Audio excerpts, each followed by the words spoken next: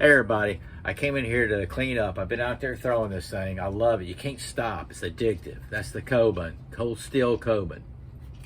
Tonto Tuesday. Anyway, I want to just say something about these shorts. I'm going to go in there and do a short video of some knives. I'm also going to do the short throwing out there. But you guys warned me. The short videos, I love them. And I love watching everybody's short videos. Some of them are fun, and a lot of them are educational. And it's like an up close and personal of a knife, you know, a real good quick shot that some people might not have time to watch a whole video like this. You know what I'm saying? But I've also learned, and you've warned me, there's a different audience. And, you know, I got some guy that trash talks. One time he trash talked one of my SOG knives, and you know, I put these things to, I call it a test, just like a lot of you guys.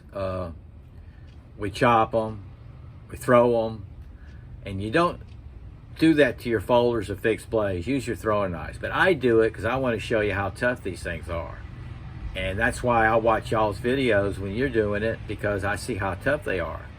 I want to know if they're holding up. But when somebody gets on there, and I guarantee that that person has never held the knife that I was doing in his hand and trash talk it just because he's done some reading, that's ignorant. And then when somebody comments on me about me throwing from 20 feet, I need to step back a few steps because what I'm doing is easy. Kudos to him, man, really. I train at 20-foot mark for a reason. I stay within the 20-foot mark. It's fun. I'll go back and throw it. You know, I'll get some knives and throw it. But even my heavier knives, I try to stay within the 20-foot mark. I've been in martial arts for 54 years. I'm no expert, believe me. I'm no expert at throwing. I consider myself a lifetime Kempo student. When I taught, I had my own school in Orlando. And when I taught, I would learn something myself, for me, out of every lesson. Every time I taught a student, I would learn something. And that's the way it should be. I think anybody that's been in the martial arts for as long as I have, those that have reached that goal of Grand Master 10th degree, they'll tell you that doesn't mean nothing, because he's still learning. He will tell you he's still learning. A good instructor will tell you that. But anyway, getting to the 20 foot, the reason why I do this, guys, is because I went through a seminar once, and that 21-foot rule that law enforcement and military take in when a person's holding a knife, that's when they're ready to tell you to drop that knife. There's a reason for it. I've seen it in person. I've seen a lunge from 20 feet away, very quick, seconds of a time a person is drawing his weapon, that person with a knife has got him. Also, throwing. I would never release this knife in a situation. I mean, that's the last resort. You always want to keep your weapon with you. And being the last resort, I do want to make sure that I hit my target zeroed in. And that's because nowadays, the clothing's different. You got thick clothing, sweatshirts, stuff like that. Your knife's going to bounce off.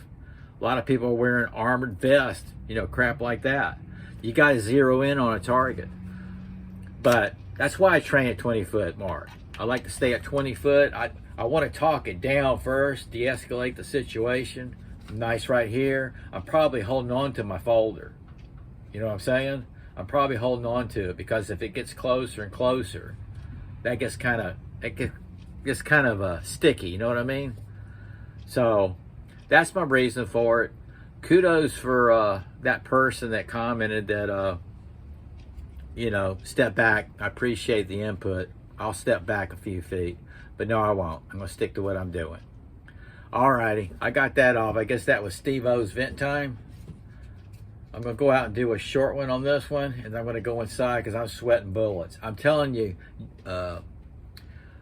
Big J's knives, I'm sweating bullets here, man. It's in the upper 80s, and it's 2 o'clock. And I hope you're staying warm up there. Whew. All right, y'all take care.